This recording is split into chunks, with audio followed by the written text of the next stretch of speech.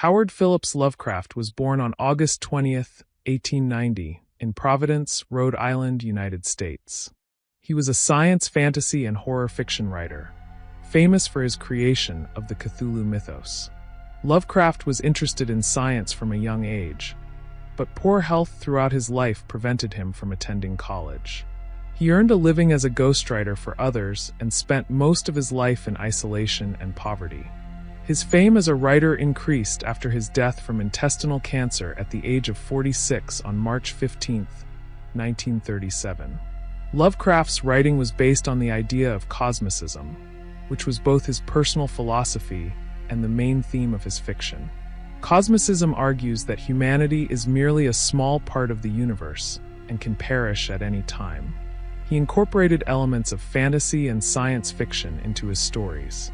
The decline of civilization also played a major role in his works, as he believed that the West was experiencing a decline during his lifetime. The revival of Lovecraft's writings began in the 1970s, and he is now considered one of the greatest supernatural horror fiction writers of the 20th century. Lovecraft also inspired Batman, or at least Batman City. Batman puts insane criminals in Arkham Asylum. Arkham is the name of a fictional city created by H.P. Lovecraft as a setting for many of his stories. But this time, we'll be discussing Lovecraft's monsters from his written works. The Great Old Ones. The Great Old Ones are entities featured in the Cthulhu mythos. The precise origin of the Great Old Ones remains a mystery, although outer gods are known to periodically require new members of this race. Most of them are colossal monsters formed from the fabric of the universe and almost impossible to destroy. They have minds whose thought processes cannot be understood by humans. They are able to influence the minds of living beings even when they are sleeping or inactive. Many of the Great Old Ones are worshipped as gods by humans and other beings in the universe. The activities of the Great Old Ones are limited to the worlds they inhabit, but only a few are able to extend their reach across space to planets orbiting other stars. In the past, the Great Old Ones and their countless servants waged war against gods known as the Elder Gods for reasons known only to themselves. They were eventually defeated by these cosmic gods. The defeated Great Old Ones were not destroyed, but imprisoned by the power of the Elder Gods' star stones. Most of them are now in an inactive state, confined to various inaccessible locations throughout the universe. But some of them have escaped from their bonds and are now trying to free the rest of their race in an attempt to once again war with the Elder Gods. Those who are included in the Great Old Ones are Cthulhu. Cthulhu is described as a manifestation of chaos and destruction, a terrifying and enormous creature. His head and face are like an octopus with many tentacles, his body resembles a giant human, and he has dragon-like wings. His body is green and slimy. His growling voice is so loud it can make anyone faint. Cthulhu is described by some of his worshippers as the high priest or great priest of the Great Old Ones who lived centuries before humans existed and who came to Earth from outer space. For more details about Cthulhu, you can check out my video on the Cthulhu mythos. Thylla. A large octopus-like creature with 6 eyes, wings, and razor-sharp claws. Thylla is red and has the ability to change her shape to a certain extent, retracting some or all of her tentacles, or extending additional tentacles, and enlarging her wings to enable flight. The youngest child of Cthulhu's lineage with Idya, Thylla was born on the planet Zoth along with her siblings Ghatanothoa, Ithogtha, and Zathamag, but they later traveled to Earth, where she now resides under heavy guard. In the mythos, the Great Father Cthulhu realized that he would be destroyed sometime in the future, and as part of his plan, he has designated Thylla as the being who will give birth to him again. She is therefore so important to his grand plan that Cthulhu has assigned countless Deep Ones and Yugya to protect her. Thylla is also described as a more human-like creature who is presented as a potential bride for Hastur, Cthulhu's half-brother. Geo-el-Garoth. Geo-el-Garoth, or the god Eviler, is the god of evil and sadism who enjoys torturing humans. He commits dozens of crimes that are almost incomprehensible to human imagination and perception. His actions transcend the limits of human understanding. He takes physical form by possessing human bodies, appearing as a fat man without a head or neck with a mouth on the palm of his hand. He seeks humans with bad taste to serve him, visiting them when they read forbidden literature or speak his name from occult texts like the Revelations of Glauci. After being summoned, he will offer his summoner to his priesthood only to consume the human. His true form is sealed behind a brick wall deep within ancient ruins beneath the earth. Outer gods. All outer gods differ from one another, but most have some of the same basic characteristics. They are very powerful entities that have existed for thousands of years.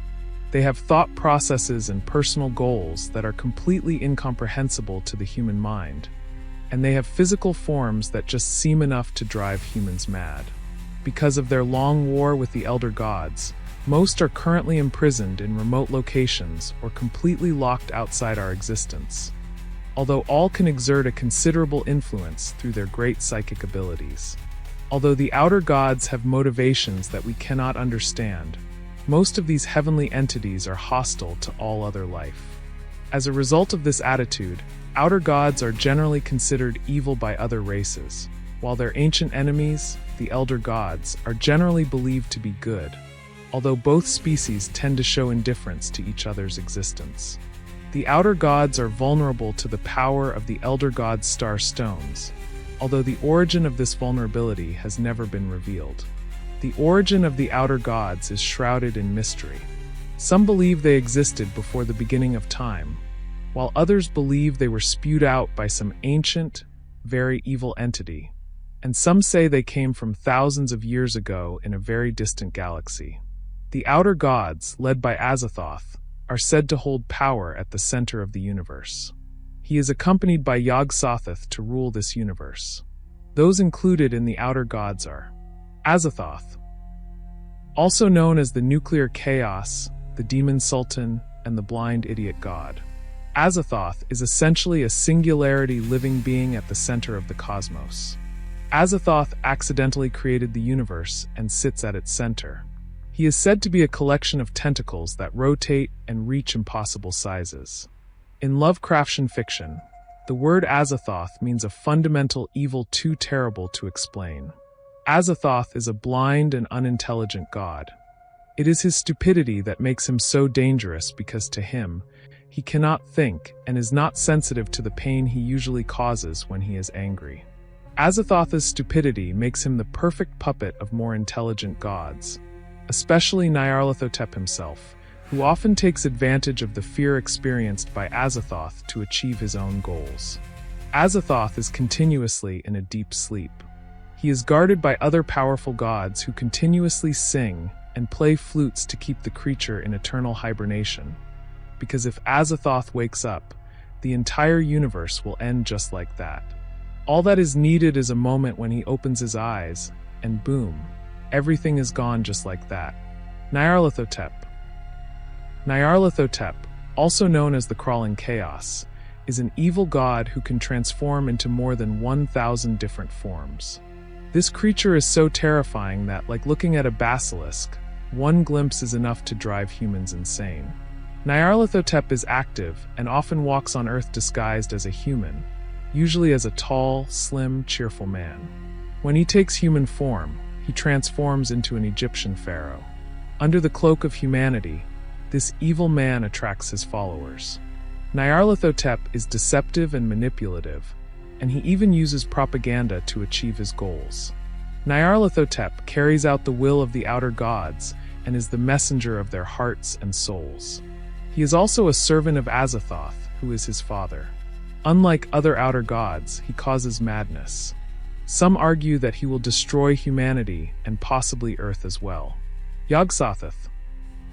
Yog-Sothoth is also called the Lurker, the Gate, Opener of the Way, Beyond One, All in One, and One in All. There is agreement among many writers and fans that Yog-Sothoth is an omniscient being outside the material realm, meaning he is ultimately a god who knows everything. His form is a collection of luminous spheres. Yog-Sothoth lives alongside the whole of time and space in all continuities, thus he knows everything and sees everything. yet he is still locked outside the universe in an unknown way. Nevertheless, this world is an entity with vast knowledge and power, and those who use it can learn a lot. Anyone who does so must be vigilant, but like many creatures out there, just seeing the full form of Yog-Sothoth is enough to drive the mind insane. Because Yog-Sothoth cannot manifest in the multiverse, he must rely on a series of avatars, some of which are a Forgaman, worshipped by many cultures as the god of time. He has the ability to manipulate not only time but also space. Almost nothing is known about this creature's appearance because he only reveals himself to people who make him angry, and such people tend not to live long. Umrat-Tal, another being that has a relationship with time. Umra is said to lead the timeless space beyond the gate of the Silver Key and the Ancient Ones, very powerful beings who live there. This avatar is said to appear as a human figure shrouded behind a gleaming curtain. The Eater of Souls, an avatar of Yog-Sothoth worshipped by the Loigar. This avatar is believed to devour some kind of life force from living beings, a substance that the Loigar need for unspecified purposes. Yog-Sothoth is the grandson of Azathoth and also the grandfather of Cthulhu. No wonder Cthulhu is so scary. His grandfather and great-grandfather are terrifying too. Elder Gods. The Elder Gods are a group of cosmic beings featured in the Cthulhu mythos. They are described as enemies of entities like the Outer Gods and the Great Old Ones, and are usually depicted as good beings.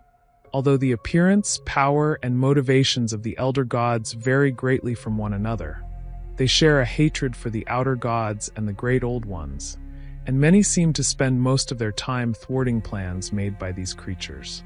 Although generally considered on the side of good, it should be noted that most of these creatures are not very interested in the activities or even the survival of humans, mortal beings in this universe.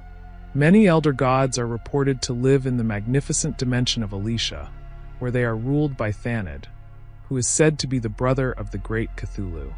Long ago, the Elder Gods were involved in a heavenly war with the Great Old Ones for thousands of years, eventually emerging as the victors.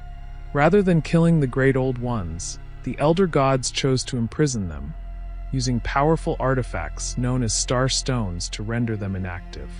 When they were imprisoned, the Outer Gods banished them to pocket dimensions where they could not escape and could not commit evil.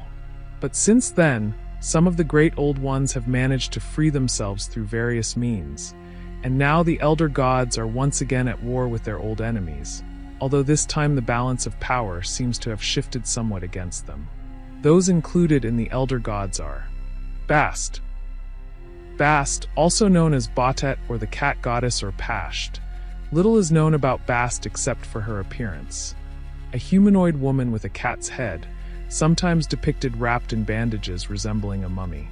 She was worshipped as a goddess by the ancient Egyptians, and is believed to have a sect of followers who are located in the Cornwall region of southern England in modern times, according to Lovecraft. Thanid. Known as the brother of Cthulhu, Thanid is physically identical to his brother, a colossal humanoid with large bat-like wings and octopus tentacles from the lower part of his face. The only difference from Cthulhu is his eyes. His eyes are old gold in color. Thanid radiates an aura of virtue to all who stand before him. He is the leader of the Elder Gods who oppose the Outer Gods and the Great Old Ones, and lives in a vast crystal palace at the center of the realm of Alicia, home of the Elder Gods. Nodens. Nodens, also known as the Lord of the Great Abyss, is a divine being in the form of an old but still strong human male with a beard and flowing white hair. Nodens is usually seen driving his hunting chariot, a vehicle made from a giant shell and pulled by beasts. Nodens greatly enjoys hunting followers of Nyarlathotep. He hunts them not because he wants to do good, but simply for sport to fill his time. He is said to be very fond of chasing Shantax. He also likes to poke the eyes of one of the Great Old Ones, or Nyarlathotep. Other monsters from the Lovecraft universe. Xaxacluth. Xaxacluth is said to be the sister and mate of Cthulhu. She is described as a large pile of tentacles. She gave birth to Thalpa and Nug, the result of incest with Cthulhu. Incest appears to be a minor horror in the Lovecraft universe, showing that the family lineage of the Great Old Ones is quite messy.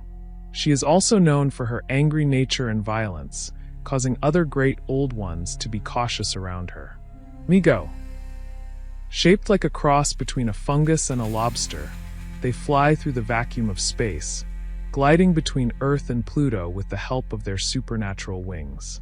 They worship other Lovecraft gods, acting as their servants. They are classified as hostile and somewhat fierce alien species. Shoggoth. Shoggoths were created by Elder Things as a slave race, shaped like strange blobs covered with dozens of eyes. They have tremendous strength and are almost invincible against forms of physical attack. Eventually, they developed their own consciousness and rebelled against the Elder Things, so they roam the dark spaces of the world in modern times. The Elder Things came to Earth 1 billion years ago and may have accidentally started terrestrial life through mysterious experiments. Their scientists created Shoggoths, who eventually rebelled against them. The Elder Things finally retreated to their last and largest city, located deep in the interior of Antarctica. This city, built on land and underwater, was the site of the final battle against the Shoggoths.